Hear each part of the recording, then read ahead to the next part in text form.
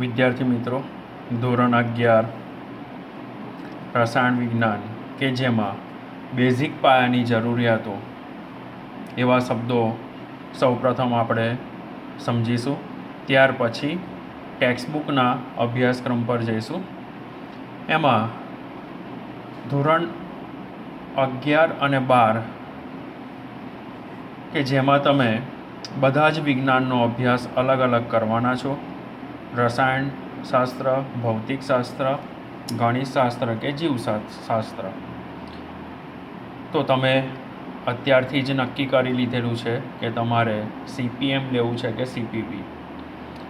Okay, હવે એમાં chemistry અને ફિઝિક્સ એવા સબ્જેક્ટ છે કે જે તમારે કમ્પલસરી ભણવાના આવે છે અને એ રોજિંદા જીવનમાં બધી જ જગ્યાએ ઉપયોગમાં પણ આવશે. તેમાં આપણે સૌ પ્રથમ જઈએ કક્ષા અને કક્ષક, બે શબ્દનો અભ્યાસ કરીએ. તો કક્ષા એટલે કે પરમાણુ કેન્દ્રની આસપાસ વર્તુળાકાર માર્ગ કે જેમાં ઇલેક્ટ્રોન પરિભ્રમણ કરે છે. તો તમારે એવું સમજવાનું કે આ જે કેન્દ્ર છે એ કેન્દ્રની આજુબાજુ ઇલેક્ટ્રોન ભ્રમણ કરે છે, જેને કક્ષા તરીકે ઓળખાય છે. હવે આપણે કક્ષક પર જઈએ કે પરમાણુ કેન્દ્રની આસપાસનો અવકાશીય વિસ્તાર કે જ્યાં ઇલેક્ટ્રોન મળી આવવાની સંભાવના દર્શાવે છે. તો એવું સમજો કે મેં અહીં આગળ આ ઇલેક્ટ્રોન છે, મળી આવ્યો છે, એની સંભાવના દર્શાવી છે, જેને કક્ષક કહેવાય. એટલે એનો મતલબ એવો રહેલો છે કે કક્ષા જે છે કક્ષા તેમજ કક્ષક કે જેને ગૌણ કક્ષા તરીકે પણ ઓળખવામાં આવે છે. હવે ત્યાર પછી એના તફાવત પર જઈએ. કક્ષા એ ઇલેક્ટ્રોનનું સ્થાન, ઉર્જા અને પરમાણુ કેન્દ્રથી અંતર સૂચવે છે. એટલે એવું સમજો કે આ પરમાણુ કેન્દ્ર છે, આ પરમાણુ કેન્દ્રથી અંતર સૂચવે છે. હવે પરમાણુ કેન્દ્ર જે છે કે જેમાં એનું સમગ્ર પરમાણુનું જે દળ છે એ દળ સમાયેલું છે, જેનો અભ્યાસ આપણે આગળ કરીશું. એટલે મિત્રો આગળ પરમાણુ કેન્દ્રમાં કોણ આવશે કે પ્રોટોન અને ન્યુટ્રોન બે જે પરમાણુ કેન્દ્રમાં આવશે, જ્યારે ઇલેક્ટ્રોન એ પરમાણુ કેન્દ્રથી આજુબાજુ વર્તુળાકાર માર્ગમાં ભ્રમણ કરે છે, જેને આપણે ન્યુક્લિયસ તરીકે ઓળખીએ છીએ. પરમાણુના કેન્દ્રને આપણે શું કહીએ છીએ? ન્યુક્લિયસ તરીકે ઓળખીએ છીએ. ઓકે, હવે ત્યાર પછી કક્ષક કે જ્યાં ઇલેક્ટ્રોન મળી આવવાની મહત્તમ સંભાવના દર્શાવે છે. કે જે કક્ષા છે કક્ષાની અંદર રહેલી જે ગૌણ કક્ષા છે કે જેમાં ઇલેક્ટ્રોન મળી આવવાની સંભાવના ધરાવે છે, કે જેને આપણે કક્ષક તરીકે ઓળખીએ છીએ. જુદી જુદી કક્ષાને મુખ્ય ક્વોન્ટમ આંક n વડે દર્શાવાય છે. n બરાબર k હોય તો તેનું મૂલ્ય 1 થશે, n બરાબર l હોય તો તેનું મૂલ્ય 2 થાય, n બરાબર m હોય તો તેનું મૂલ્ય 3 થાય અને n બરાબર N હોય તો તેનું મૂલ્ય 4 થાય. તો આમ મુખ્ય ક્વોન્ટમ આંકને કેપિટલ આલ્ફાબેટ KLMNN OPQRS તરીકે દર્શાવવાનો રિવાજ છે, જે IUPAC દ્વારા નક્કી કરેલ છે. હવે જુદી જુદી કક્ષકને ગૌણ ક્વોન્ટમ આંક L વડે દર્શાવાય છે. જો Lનું મૂલ્ય 0 હોય તો તેને સ્મોલ s તરીકે દર્શાવીશું, એટલે કે S કક્ષક. Lનું મૂલ્ય 1 હોય તો એને P કક્ષક તરીકે લઈએ. Lનું મૂલ્ય 2 હોય તો તેને D કક્ષક તરીકે, અને Lનું મૂલ્ય 3 હોય તો તેને F કક્ષક તરીકે લેવાય. હવે ત્યાર પછી કોઈપણ કક્ષામાં સમાતા મહત્તમ ઇલેક્ટ્રોનની સંખ્યા, જેને આપણે 2n² વડે દર્શાવીશું. હવે આના પછી આપણે ટેબલ પર જવાનું છે. અને કોઈ પણ કક્ષકમાં વધારેમાં વધારે 2 ઇલેક્ટ્રોન જ હાજર રહે, 2થી વધારે ઇલેક્ટ્રોન હાજર રહી શકે નહીં. તો મિત્રો આ પહેલી જે હવે આપણે આકૃતિ પર ફોકસ કરીએ તો એ બંને આકૃતિમાં તમે જોશો તો આ પહેલી કક્ષા કે જેને કે વડે દર્શાવી તો એનું મૂલ્ય 1, તો એને એવું પણ કહેવાય કે કે મુખ્ય કક્ષા અથવા તો પ્રથમ મુખ્ય કક્ષા તરીકે લઈએ. બીજી જે કક્ષા છે તેને L અથવા તો 2 વડે દર્શાવીશું. ત્રીજી કક્ષાને આપણે કેપિટલ M વડે અને ચોથી કક્ષાને કેપિટલ N વડે દર્શાવીએ છીએ. હવે અહીં આગળ કક્ષક તો જે પહેલી કક્ષા છે એમાં S કક્ષક એકલી જ આવેલી છે. બીજી કક્ષા જે છે એમાં S અને P બંને કક્ષકનો સમાવેશ થાય છે. ત્રીજી કક્ષા જે છે એમાં S, P અને D આમ 3 કક્ષકનો સમાવેશ થાય છે. અને ચોથી જે કક્ષા છે એમાં S, P, D અને F આમ કુલ 4 કક્ષકનો સમાવેશ થાય છે. હવે કક્ષકની સંખ્યા S કક્ષક એક જ હોય, કોઈ પણ કક્ષા હોય અને એ કક્ષામાં જો S કક્ષક આવેલી હોય તો એ એક જ છે. P કક્ષક તો કે 3 છે, D કક્ષક તો કે 5 છે અને F કક્ષક એ 7 છે. તો એને આપણે પ્રથમ 4 એકી સંખ્યા યાદ રાખીએ 1, 3, 5, 7 તો તેના આધારે S, P, D અને F કક્ષકોની સંખ્યા તરીકે લઈ શકાય. હવે મેં અહીંયા એક એક્ઝામ્પલ આપ્યું છે. P કક્ષકો 3 કેવી રીતે? તો કે P કક્ષકો એ અક્ષોને સમાંતર આવેલી છે. જેવી રીતે આપણે ભૂમિતિમાં જોઈ ગયા કે XY અને Z અક્ષ આવેલી છે એ 3 અક્ષ ઉપર PX, PY અને PZ એમ 3 કક્ષકો આવેલી છે. એટલે P કક્ષકો 3 છે, જેનો આપણે સંપૂર્ણ અભ્યાસ ચેપ્ટર 3માં જોઈશું. બીજા ચેપ્ટરમાં પાછળ આવે છે ત્યાં. હવે અગાઉ તમને કીધું એ પ્રમાણે આગળ જોઈ ગયા કે એક કક્ષકમાં વધારેમાં વધારે કેટલા ઇલેક્ટ્રોન છે? તો કે 2. તો એના આધારે જઈએ તો N જે છે એ કક્ષા દર્શાવે છે, N² જે છે એ કક્ષક દર્શાવે છે અને 2n² જે છે એ ઇલેક્ટ્રોનની સંખ્યા દર્શાવે છે. તો K બરાબર 1 તો એમાં S જ કક્ષક છે જે એક જ છે અને એક કક્ષકમાં વધારે કેટલા ઇલેક્ટ્રોન રહી શકે? 2. તો આ 2નો ગુણાકાર કરીએ તો કેટલો મળશે મને? 2. એવી રીતે L બરાબર 2 તેમાં કુલ 4 કક્ષકો, પણ એક 4 કક્ષકોનો ભાગ પાડીએ તો આ રીતે પડશે 2. પહેલી કક્ષામાં એક S કક્ષક જ આવેલી છે, બીજી કક્ષામાં S એટલે કઈ? તો કે જેમાં આપણે એક જ કક્ષક છે અને P કક્ષક જે છે એ કેટલી? તો કે 3. તો આ 2નો સરવાળો કરીએ તો ટોટલ કેટલો થશે? 4. હવે 4 ગુણ્યા હું 2 કરીશ તો એનો આન્સર કેટલો આવશે? 8. એવી રીતે ત્રીજી કક્ષા જઈએ તો ત્રીજી કક્ષામાં આપણને 3 કક્ષકો મળેલી છે, S, P અને D. S કક્ષકો કેટલી છે મિત્રો? 1. P કક્ષક કેટલી છે? તો કે 3. અને D કક્ષકો કેટલી છે? તો કે 5. હવે આ 3નો સરવાળો કરો તો 3નો સરવાળો કરશો તો કેટલી સંખ્યા આવશે? 9. હવે 9 ગુણ્યા 2 કરીએ તો જવાબ કેટલો આવશે?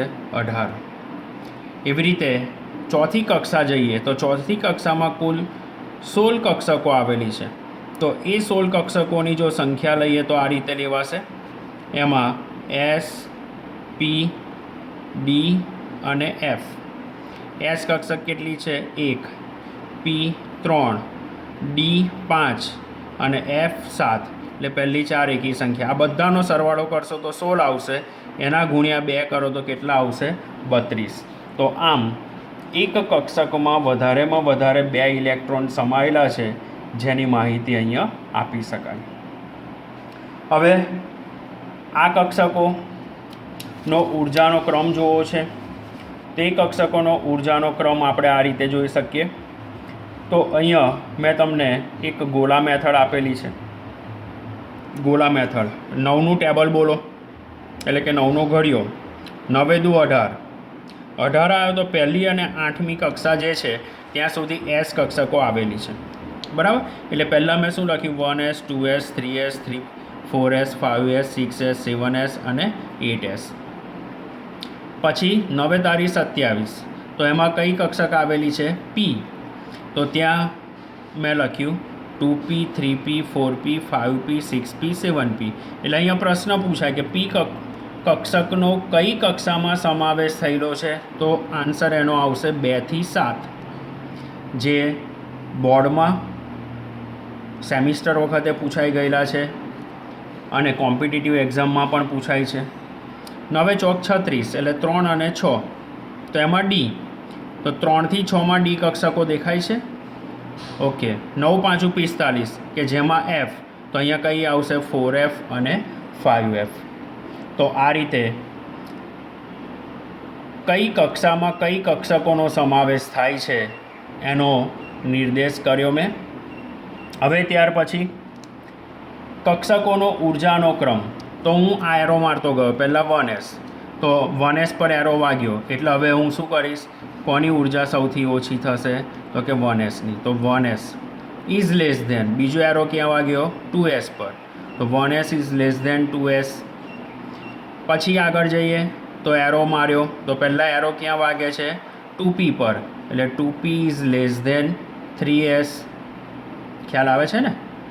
હવે એરો મારું છું તો અહીંયા ક્યાં આવે છે? 3p પર, તો 3s આવી ગયું. હવે 3s is less than 3p. પછી એરો ક્યાં વાગ્યો? 4s પર, તો 3p is less than 4s.